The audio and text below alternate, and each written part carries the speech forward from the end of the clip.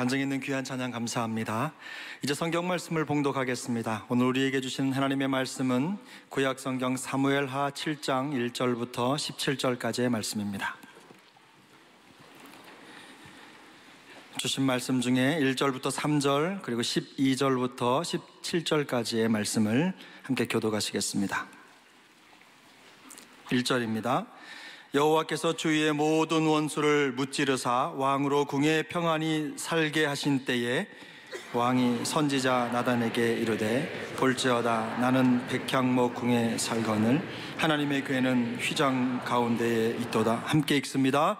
나단이 왕께 아뢰되 여호와께서 왕과 함께 계시니 마음에 있는 모든 것을 행하소서 하니라. 12절입니다. 내 수완이 차서 내 조상들과 함께 누울 때에 내가 내 몸에서 날 내 씨를 내 뒤에 세워 그의 나라를 견고하게 하리라. 그는 내 이름을 위하여 집을 건축할 것이요 나는 그의 나라 왕위를 영원히 견고하게 하리라. 나는 그에게 아버지가 되고 그는 내게 아들이 되리니 그가 만일 죄를 범하면 내가 사람의 매와 인생의 채찍으로 징계하려니와 내가 내 앞에서 문란하게 한 사울에게서 내 은총을 빼앗은 것처럼 그에게서 빼앗지는 아니하리라. 내 집과 내 나라가 내 앞에서 영원히 보존되고 내 왕위가 영원히 견고하리라 하셨다 하라. 나단이 이 모든 말씀들과 이 모든 계시대로 다윗에게 말하니라. 아멘. 할렐루야. 이 겨울 아침에 주일 예배를 참으로 사모해서 나온 간절한 심정으로 사모해 나온 모든 성도들 새 마음과 새 힘과 새 영을 부어주시기 바랍니다. 육체의 한계를 뛰어넘는 크신 은혜를 베풀어 주시기를 소망합니다. 오늘 저는 영원한 언약의 신비 이 내용을 가지고 우리 온 성도들과 함께 하나님의 심정을 깨닫고 그야말로 우리가 언약의 자손이 되는 축복이 얼마나 소중한지를 확인하는 시간 되기를 바랍니다. 제가 그리스도인들 결혼식 주례를 하면서 자주 하는 말씀이 있습니다. 그리스도인의 결혼은 계약이 아니라 언약이다. 이 계약이란 것은 세상적인 용어이고 언약이란 것은 신앙적인 용어이다. 세상의 계약은 아침에 마음먹은 것도 상황과 환경이 바뀌면 저녁에 바뀌는 그런 조삼모사이지만 언약은 그리스도의 보혈의 피에 근거하신 것이기 때문에 변함이 없다. 아멘. 그 세상의 언약은, 세상의 계약은 이게 영어로 컨트랙인데 이 컨트랙은 종이에 공증을 하는 것이에요. 그런데 그 종이가 늘 영원한 것이 아니죠. 종이가 다 희미하고 나중에 다 낡아질 때가 있잖아요. 히브리서 8장 13절에 보면 섞것은 뭐예요? 낡아지게 하는 것이니 낡아지고 삭히는 것은 없어져 가는 것이니라. 옛날 것은 다 낡아지고 없어져 가는 건데 새 언약은 그렇지 않다는 것이에요. 그런데 우리가 갖는 이 언약은 예수 그리스도의 피에 근거한 것이에요. 세상은 세상 사람들이 공정하지만 하나님의 언약은 성령의 인치심으로 말미암아 예수님의 피로 공정이 된 것이에요. 할렐루야. 예수님의 피로 공정이 된 것이에요. 피로 사인된 것이에요. 따라서 하나님의 언약은 세상의 정치나 사회나 문화나 환경에 따라서 변하는 것이 아니고 또 시간이 지난다고 효력이 떨어지는 것도 아니고 우리의 감정과 형편에 따라서 변화되는 것도 아닌 거예요. 사람이 바뀐다고 변화되는 것도 아니에요. 심지어 이 땅의 죽음도 하나님의 언약을 바꿀 수가 없는 것이에요. 이런 차원에서 우리 하나님은 언약에 사인하신 분이기 때문에 우리 하나님은 변함이 없으시고 영원히 살아계시기 때문에 이 하나님이 주시는 언약은 변함이 없다. 할렐루야. 그래서 이런 의미에서 신앙인의 언약은 영원한 언약이다. 이터널 카비넌트다. 영원한 언약이다. 그래서 이런 영원한 언약의 영원성 때문에 우리는 어떠한 경우에도 하나님을 신뢰하는 그리스도인들은 안정감과 담대함을 놓치지 않는다. 다시요. 하나님의 영원한 언약 때문에 우리는 안정감과 담대함을 놓치지 않는 것이다. 특별히 성경은 언약으로 꽉 차 있어요. 성경은 하나님의 언약으로 꽉 차 있어요. 언약과 언약의 역사로 차 있어요. 언약은 성경을 관통하는 핵심적인 주제 중에 하나예요. 대표적인 언약이 뭐예요? 아담과의 창조적인 언약이 있고, 또 노아와의 은혜의 언약이 있고, 그 다음에 아브라함과의 축복의 근원 언약이 있고, 모세의 율법의 언약이 있고, 그리고 오늘 다윗의 언약은 영원한 언약이다. 영원한 언약이 신약시대에 가서 예수 그리스도의 보혈의 피를 통하여 새 언약을 이루신 것이에요. 예수님의 피를 통하여 내 피로 세운 새 언약이다, 고린도전서에서 말씀하고 있죠. 예수님의 피를 통하여 성령으로 인치심을 받은 영원한 새 언약으로 맺은 공동체가 우리가 된 줄로 믿습니다. 한번 읽어보겠습니다. 우리는 예수님의 피를 통하여 성령으로 인치심을 받은 영원한 새 언약으로 맺어진 공동체입니다. 아멘. 그렇다면 오늘 이 언약이 우리 신약시대를 살아가는 우리들에게 주는 참 의미가 무엇일까? 그것은 바로 언약의 핵심 구조는 약속과 성취예요. 첫 번째 뭐라고요? 약속. 이 변하지 않는 약속과, 그리고 그 약속은 어떤 환경이나 어떤 시공간을 다 초월해가지고 반드시 성취가 된다. 이런 은혜가 있으면 우리의 마음속에 남들은 모르는 이 영원한 언약과 언약에 대한 성취를 가슴에 품고 사는 사람들이 되는 것이, 그리고 이 영원한 언약을 가슴에 품고 살게 되면 무슨 일이 벌어지는가? 세상에 주는 슬픔이나 고통에 대해서, 또 삶의 위협이나 허무에 대해서 그 가운데서도 영원한 하나님의 언약을 품고 살고, 그 영원한 언약적 시각에서 세상에서 반응하고 언약적 시각을 가지고 세상을 보기 때문에 세상을 좀 더 크게 보고 좀 더 세상을 품게 되고 좀 더 글로벌한 마음을 가지고 더 큰 그림을 가지고 너무 이 세상에서 일어나는 일에 대해서 일희일비하지 않는다. 뭐 한때 기뻐하고 한때 슬퍼 이런 게 아니고 그냥 쭉 간다. 요즘 조울증이란 말이 있잖아요. 요즘 우울증과 조증이 많이 왔다 갔다 하는데, 영원한 언약을 마음에 진심으로 새기는 사람은 이 조증과 우울증에 의해서 왔다 갔다 하지 않는다. 아멘. 이것이 확실하다. 그냥 쭉 나가는 거예요. 그냥 쭉 한결같은 일관성을 유지할 수가 있는 거예요. 어떤 사람은 아파트에 한번 가면 그냥 15년 쭉 사는 거예요. 어떤 사람은 이발소에 한번 가면 그냥 15년 계속 그 집에 계속 가는 거예요. 누구라고 말하지는 않겠어요.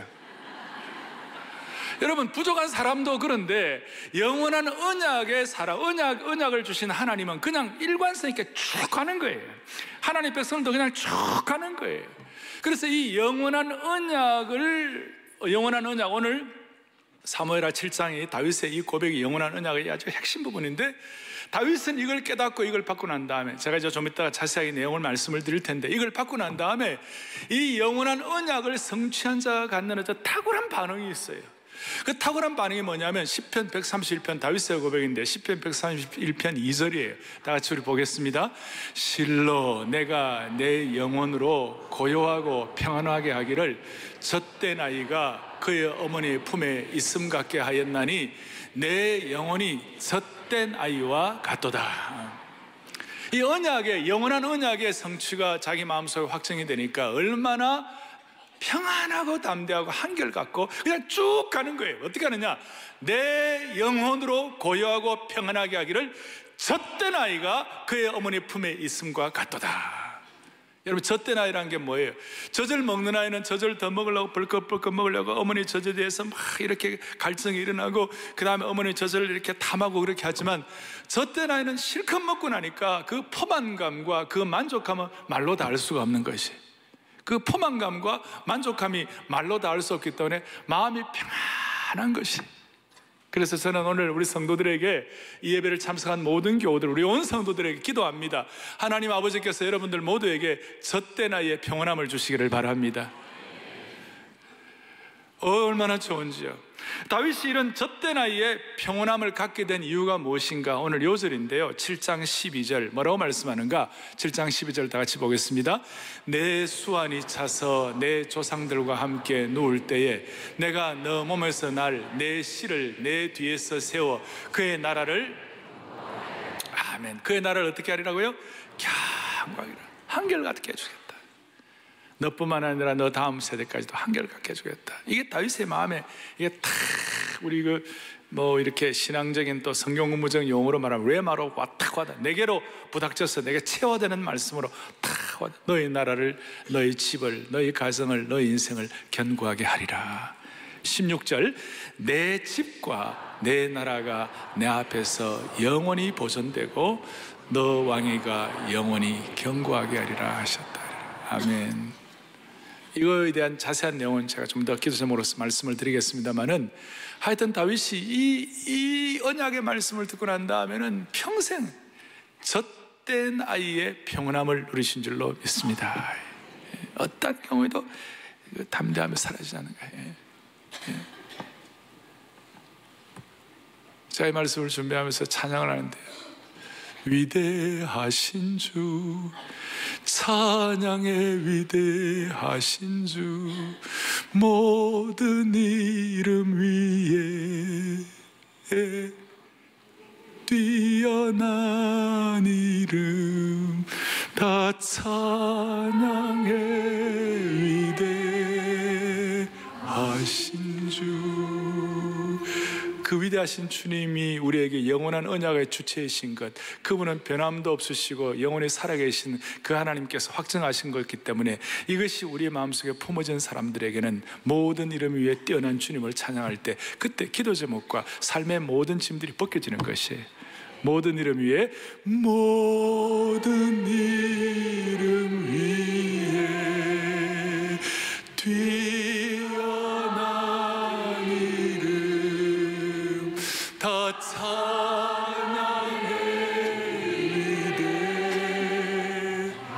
위대하신 주. 다시 한번, 모든 이름 위에 뛰어난 이름 다 찬양의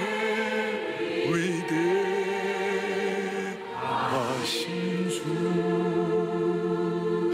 무엇 때문에 주님의 이름이 다 뛰어나실까? 무엇 때문에 주님의 이름은 모든 이름에 뛰어나실까? 여러 가지가 있지만 주님은 우리에게 영원한 언약을 주시는 주체이시다.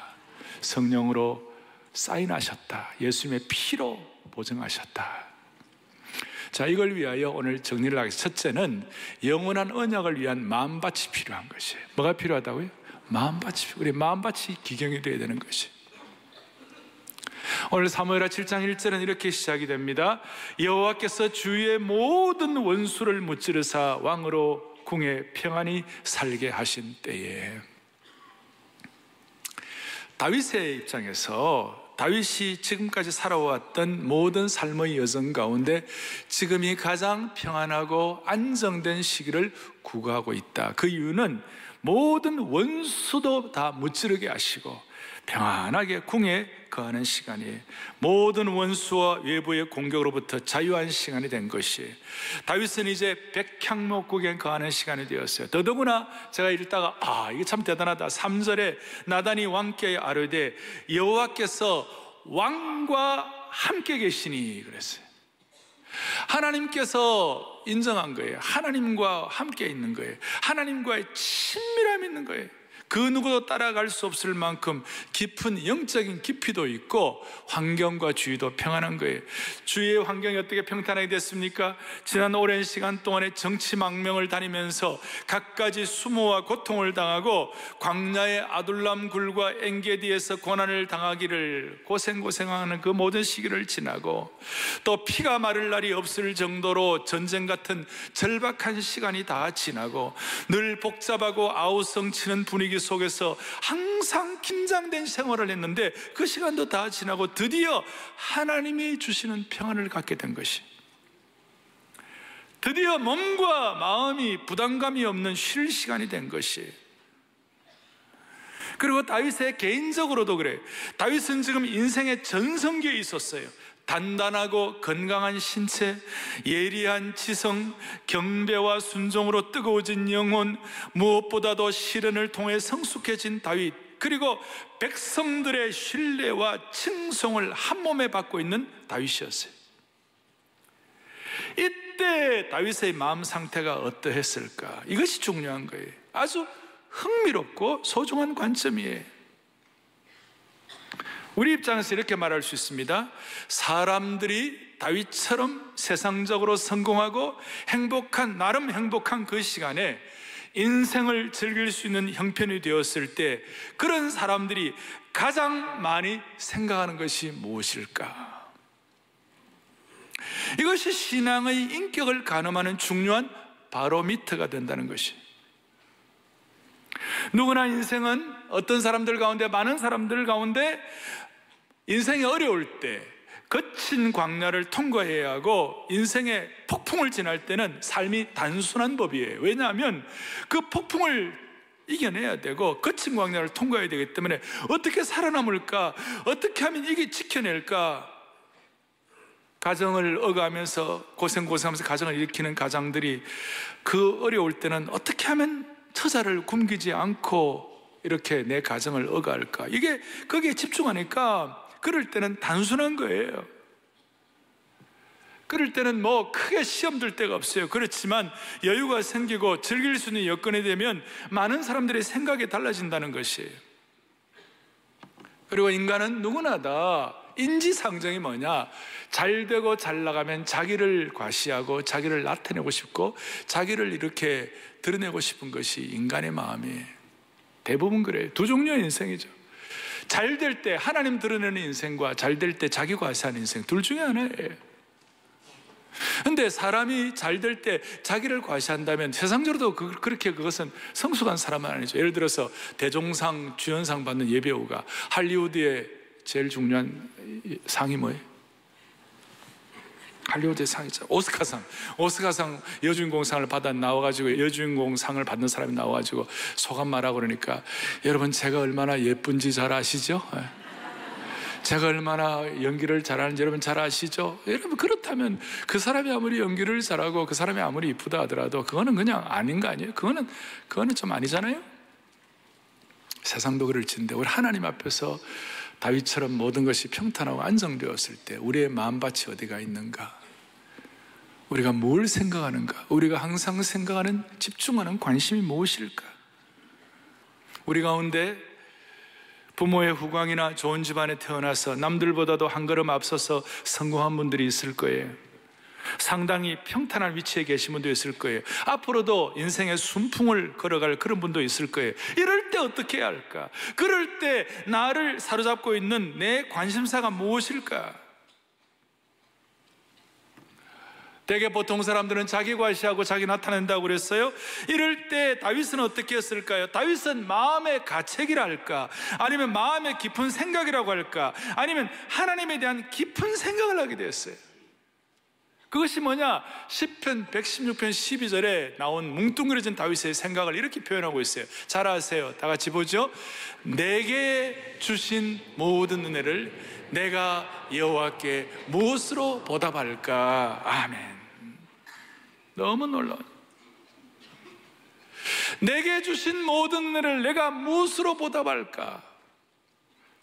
오늘 이 내용은 삶의 폭풍이 있는 분들이라도 그 다음에 삶이 잘 되어가는 분들이라도 상관이 없이 이 마음을 한결같이 유지하면 하나님은 하나님의 신적 개입을 반드시 하시는 것이에요. 그걸 믿으셔야 돼요. 제가 이 말씀 드리면 목사님 나는 내 가정적으로 내가 너무 힘들고 지금 우리 가정에 아픈 아이들도 자녀들도 있고 힘든 사람들도 있고 다 있는데 목사님 내가 이런 말을 하기가 쉽지가 않습니다. 내게 주신 은혜를 무엇으로 보답할 거라고 하기가 쉽지가 않습니다. 그렇다면 여러분 어떻게 해결하시겠어요? 지금 삶의 폭풍과 어려움과 지극히 곤란한 이 상황을 여러분 어떻게 해결하시겠어요? 해결하면 딱 하나예요. 오늘 다윗이 그의 삶에 어려울 때나 그의 삶에 평탄할 때나 상관이 없이 다윗이 견지한 한결같은 마음밭이 뭐냐면 내게 주신 모든 은혜를 내가 여호와께 무엇으로 보답할까? 그리고 이것이 다윗에게는 어떻게 나타났냐면 하나님의 일이 잘 되고 있는가? 하나님의 일이 잘 되고 있는가? 자기는 백향목궁에 가는데 하나님의 교회는 성전 휘장에 있다다.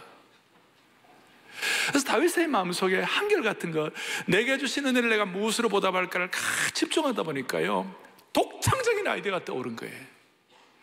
지난 한 500여 년 동안 아무도 생각하지 못했던, 하나님의 교회는 그냥 성막 안에 있어야 된다라고 생각하는 그것을 끝냈는데, 다윗이 내게 주신 하나님의 은혜를 내가 무엇으로 보답할까? 자기가 잘 되고 있을 때 그의 마음밭이 한결같이 이렇게 되니까 무슨 일이 벌어졌는가? 그의 마음속에 독창적인 아이디어, 창조적인 아이디어가 떠오르는데, 그것이 뭐냐면, 내가 하나님의 성전을 지어야지.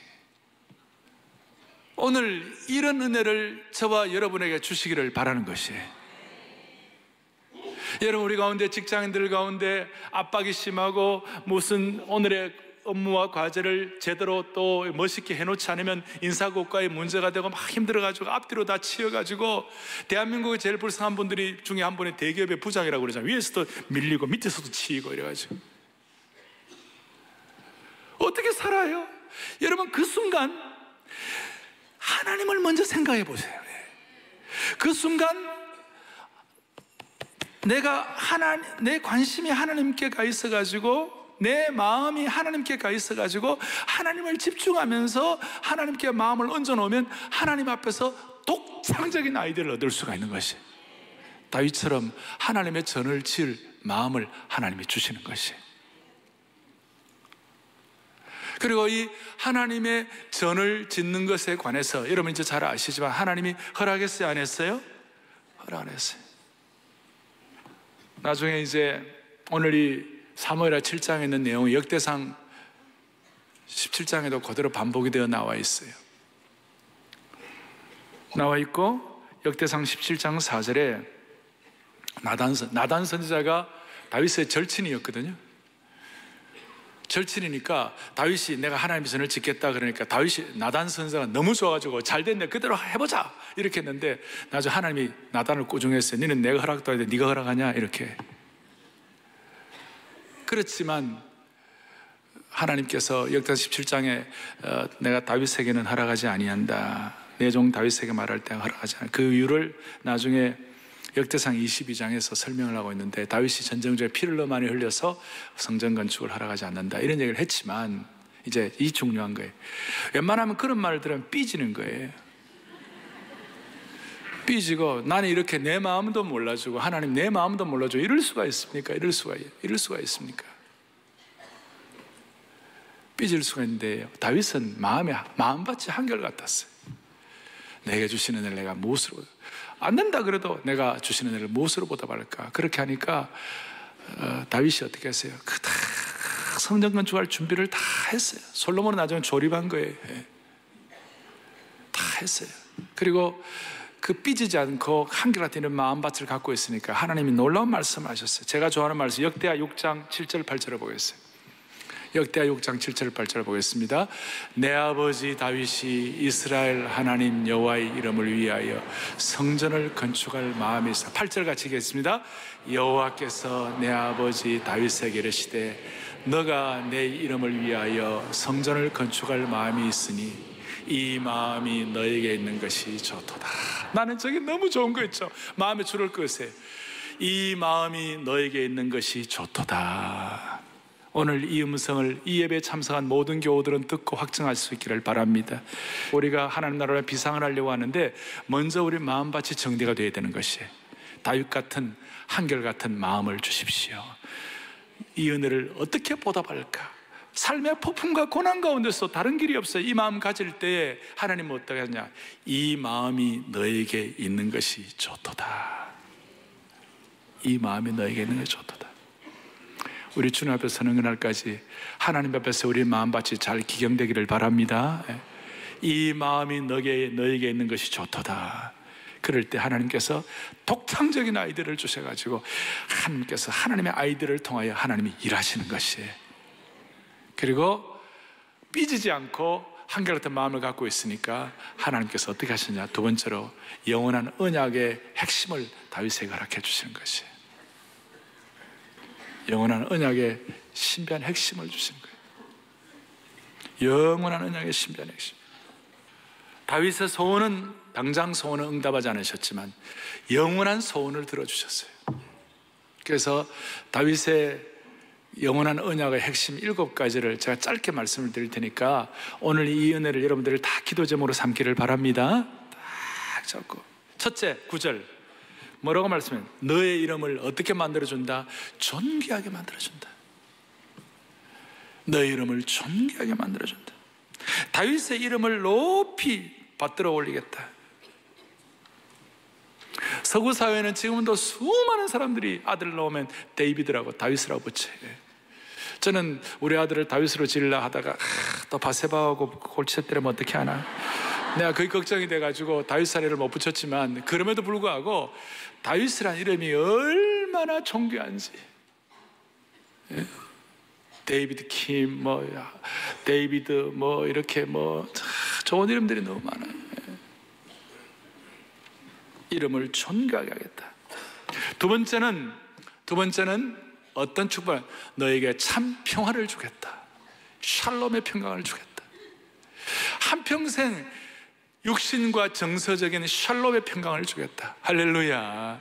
세 번째 어떤 언약을 주시는가? 11절 뒷부분에 여호와가 다윗을 위하여 집을 지으시겠다. 그리고 이 집은 단순한 집이 아니라 영원한 집을 지어주겠다. 성전, 눈에 보이는 성전 정도가 아니라 영원한 집을 지어주겠다. 할렐루야. 그리고 12절에 그의 죽음은 수 안에 차서, 그러니까 자연스럽고 그리고 복된 죽음을 맞이하게 해주겠다. 오늘 여러분들 그렇게 해주시기를 바랍니다. 당시의 왕들은 오래 못 살았어요. 왜냐하면 왕들이 갖는 수많은 결정들과 수많은 스트레스 때문에 다 빨리 죽었어요. 그런데 다윗은 그 수 안에 차서 다 풍성한. 다섯 번째는 어떤 축복이냐? 13절에 보니까 다윗 대신에 자식이, 다윗의 자녀 솔로몬이 성전을 건축하겠다.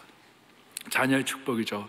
여섯 번째 14절 15절에 보니까 다윗의 후계자가 잘못한다 할지라도, 사랑의 채찍질로 징계를 하더라도 사울왕 가문처럼 버리지는 않겠다. 내가 너를 결코 버리지 아니하리라. 그리고 일곱 번째, 가장 중요한 약속이에요.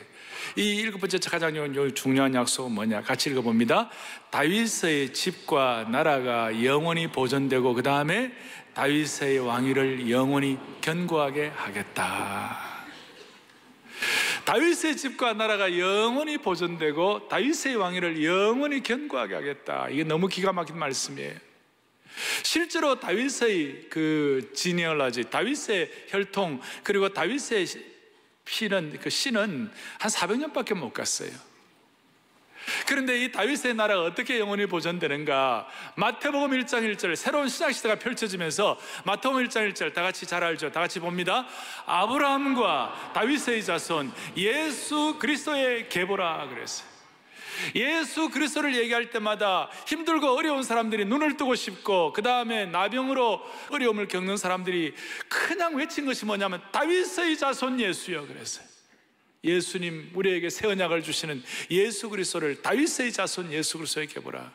어떤 유대인이 예수님 모르는, 예수님 안 믿는 유대인이 마태복음 1장 1절 이거 읽다 그냥 그 자리에서 팍싹 거꾸러지면서, 그렇구나, 예수 그리스도는 다윗의 자손이라. 그래서 깨졌다는 말이 있어요.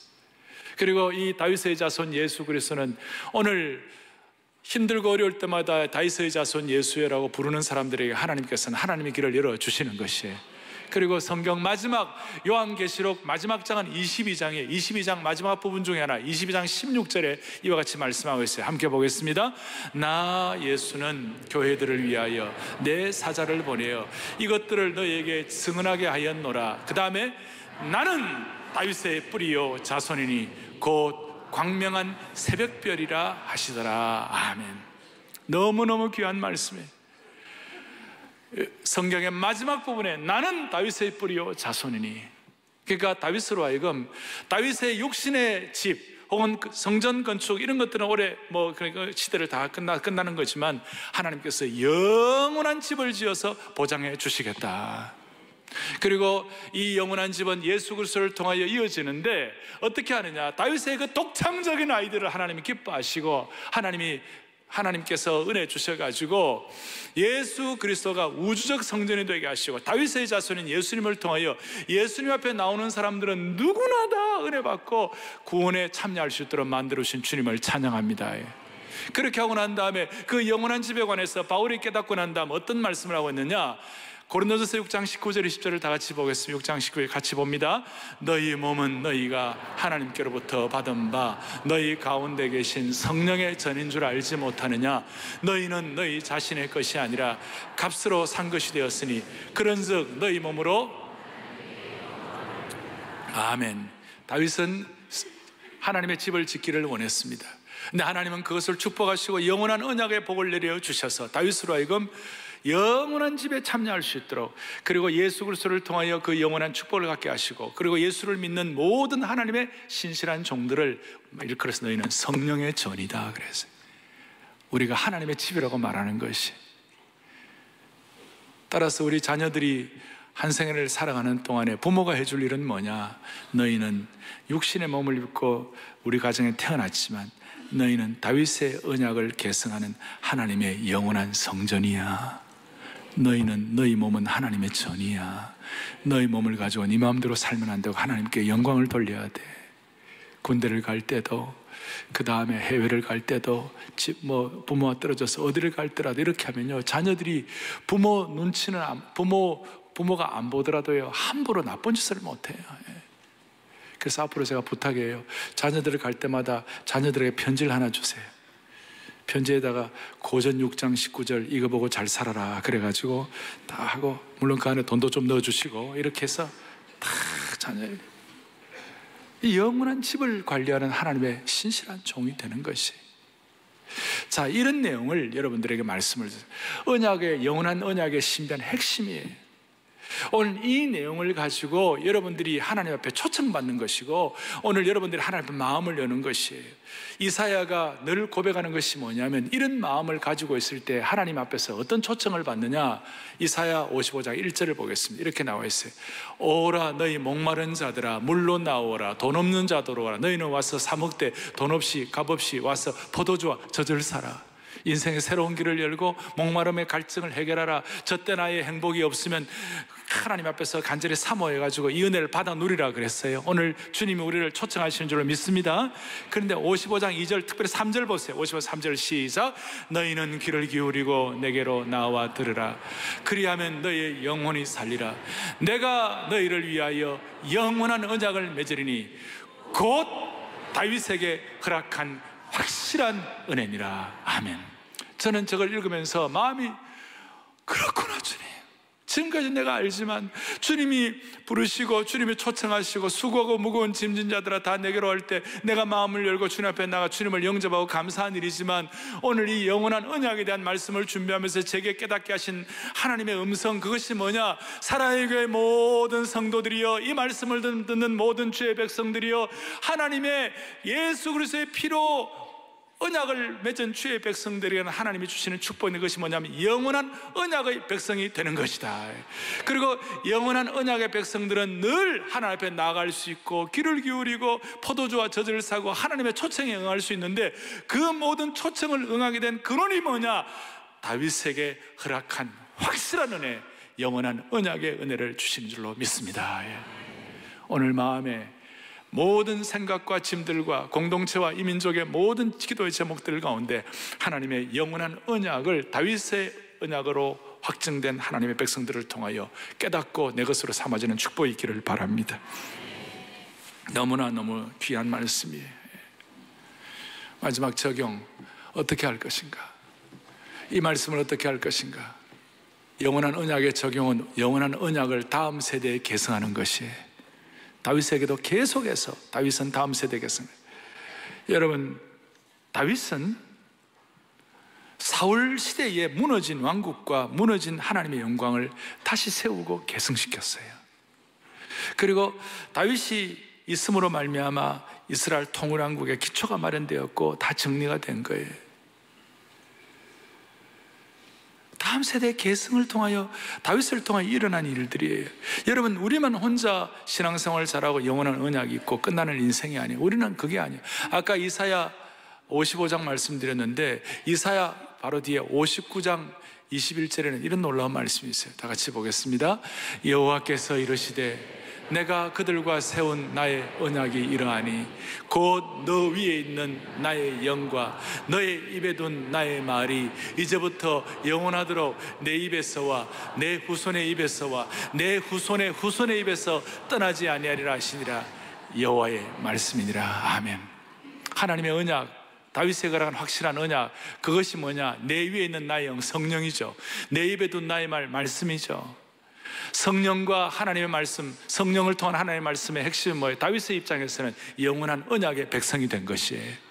이것을 다윗 시절뿐만 아니라 다음 세대에 이어가는 것처럼 하나님께서 사랑의 교회 모든 성도들, 이 말씀을 듣는 주의 권속들, 하나님의 가족, 영가족들, 모든 백성들 한 세대뿐만 아니라 그 다음 세대, 그 다음 후손의 세대까지도 하나님의 영과 하나님의 말씀, 성령과 성경이 말씀하시는 핵심 영원한 언약이 이어지기를 원하는 것입니다. 이럴 때 우리는 조금 더 큰 그림을 그리고 전체를 보는 시각을 가지고 하나님의 백성으로서 당당하게 살아갈 수가 있을 것입니다. 어떤 집사님 그런 얘기 하더라고요. 목사님, 나는 생업이 너무 바쁘고 또 우리 아이들 키우느라고 전도도 많이 못했습니다. 그러나 제가 한 가지는 확실히 하려고 합니다. 내 자녀들에게 이 하나님의 약속의 말씀은 확실하게 전하겠습니다. 참 귀한 고백이라고 생각합니다. 오늘 우리의 마음속에 정리를 하겠습니다. 오늘 이 말씀을 받고 다윗이 7장 18절을 보겠습니다. 다윗 왕이 여호와 앞에 들어가 앉아서 이르되, 말씀을 받고 너무 귀해서 다 앉아가지고 주 여호와여 나는 누구오며 내 집은 무엇이기에 나를 이만큼 은혜를 주십니까? 나를 여기까지 이르게 하십니까? 아버지여 내가 누구이기에, 도대체 내가 누구이기에 이런 은혜를 베풀어 주십니까? 오늘까지 우리를 꺾지 아니하시고 우리의 환경과 우리의 믿음을 오늘까지 지키게 하셔서 이 자리까지 이르게 하시고 다윗의 영원한 언약의 말씀을 듣게 하시고 이 말씀을 우리의 기도 제목으로 삼아 다윗이 가졌던 7가지 축복을 다음 세대에도 그대로 계승하겠다는 그런 마음을 주신 주님을 찬양합니다. 오늘 이사야 55장 3절 여러분 다시 한번 누구든지 주님 앞에 나와서 마음을 열고, 사실 오늘 제가 초청하고 싶어요. 이런 마음에 내가 오늘까지 살아온 것 자체가 나는 너무 힘들었다, 혹은 너무 감사하다, 어떤 경우에도 상관없이 다시 초청하고 싶어요. 이사야 55장 3절을 다시 한 번 더 보겠어요. 시작. 너희는 귀를 기울이고 내게로 나와서 들으라. 그리하면 너희 영혼이 살리라. 내가 너희를 위하여 영원한 언약을 메우리니 곧 다윗에게 허락한 확실한 은혜니라. 아멘. 이 언약을 통하여 다윗에게 허락한 확실한 은혜의 주인공들이 되시기를 바랍니다. 할렐루야. 그런 마음으로 두 손 다 펼치시고 우리 위대하신 주 다시 한번 더 하십시다. 위대하신 주 다시 한번 더 하십시다. 마음을 다하여 같이 이 언약의 하나님, 언약을 주신 하나님, 어떤 경우에도 우리가 흔들림이 없이 한결같이 집중할 수 있는 이 언약의 말씀 앞에서 우리가 반응하여 다윗에게 허락한 확실한 은혜의 주인공들 되시기를 소망합니다. 위대하신 주, 위대하신 주, 찬양해 위대하신 언약의 하나님, 모두 알게 되리라, 모두 알게 되리라.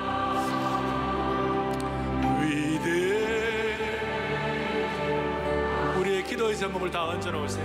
모든 이름 위에 뛰어난, 모든 이름 위에, 모든 이름 위에 뛰어난 이름 다 찬양해 위대. 영원한 언약을 주시는 하나님, 다시 한 모든 이름 위에 뛰어난 이름, 모든 이름 위에 뛰어난 이름 다 찬양해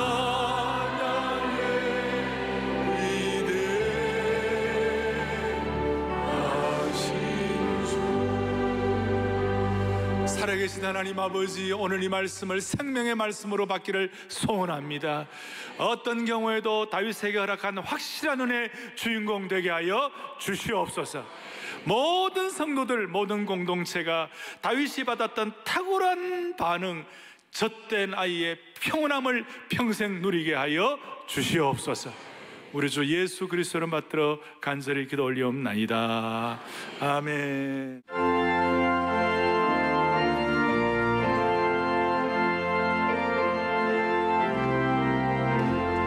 주와 같이 길 가는 것 즐거움이 아닌가.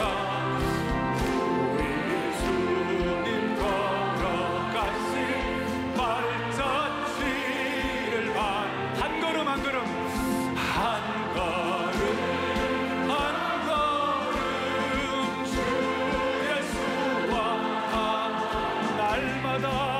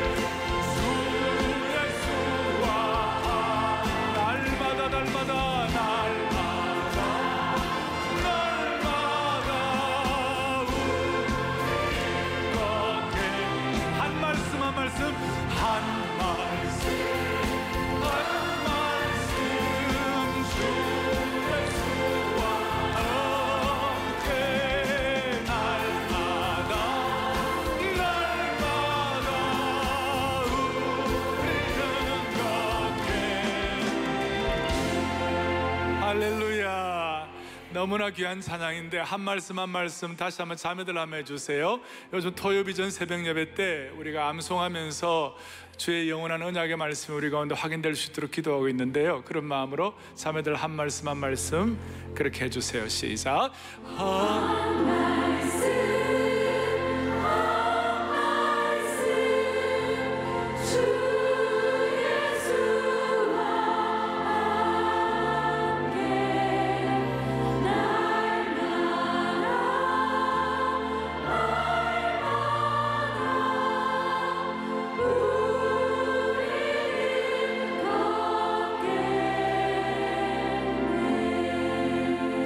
형제들은 한 말씀 한 말씀 주 예수와 함께 날마다 날마다 우리는 믿겠네. 어떻습니까?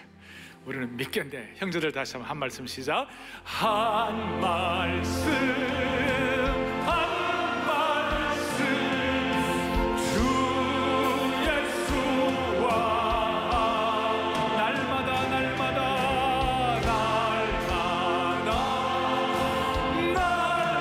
우리는 믿겠네.